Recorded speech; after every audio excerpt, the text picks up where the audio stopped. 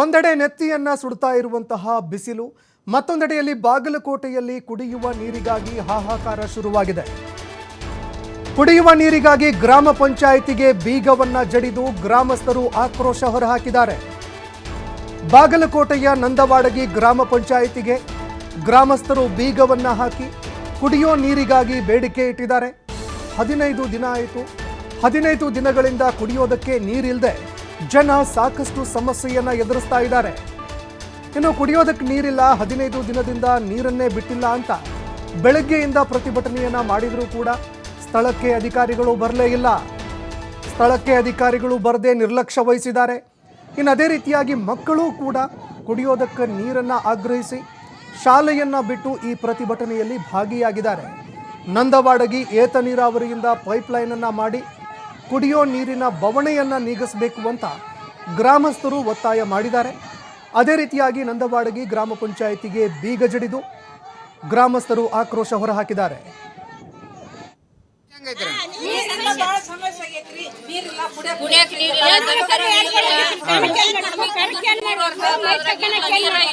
ಗುಮ್ಮಿ ಕುಂದಿಸಿ 3 ವರ್ಷ ಆದ್ರೆ ಅದಕ್ಕೆ ನೀರಿಲ್ಲ. ಹೌದು ಬರ್ರಿ, ಹೌದ್ರಿ, ಹೇಳ್ರಿ ಹೇಳ್ರಿ ಹೇಳ್ರಿ.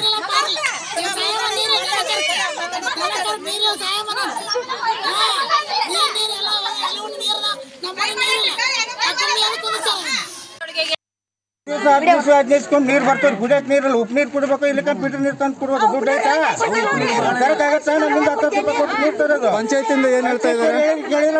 ಈಗ ಪಂಚಾಯತಿ ಹೇಳಿದ್ರೆ ಅರ್ಜಿ ಕೊಟ್ಟರು ಬಂದಿಲ್ಲ. ಇನ್ನೂರಿಗೆ 12 ಗಂಟೆ ಆದ್ರೂ ಬಂದಿಲ್ಲ, ಯಾರು ಬಂದಿಲ್ಲ. ಅವ್ರು ಕೇರ್ಲೆಸ್ ಮಾಡಕತ್ತಾರ.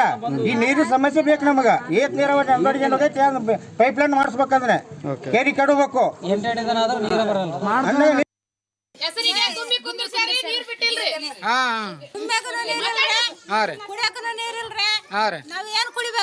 ಬ್ಯಾಸಗಿ ಬಂತು, ನಾವೇನ್ ಕುಡಿಬೇಕು? ದನ ಕರಿಗಿನ ನೀರಿಲ್ಲ, ನೀರ್ ಕೊಡ್ತೀನಿ ಅಂತಾರ, ಒಟ್ಟ ಬಿಡವಲ್ರ. ಬಿಡ್ತಾರ, ಒಬ್ರು ಸಿಕ್ಕರು ಒಬ್ರು ಸಿಗಲ್ಲ.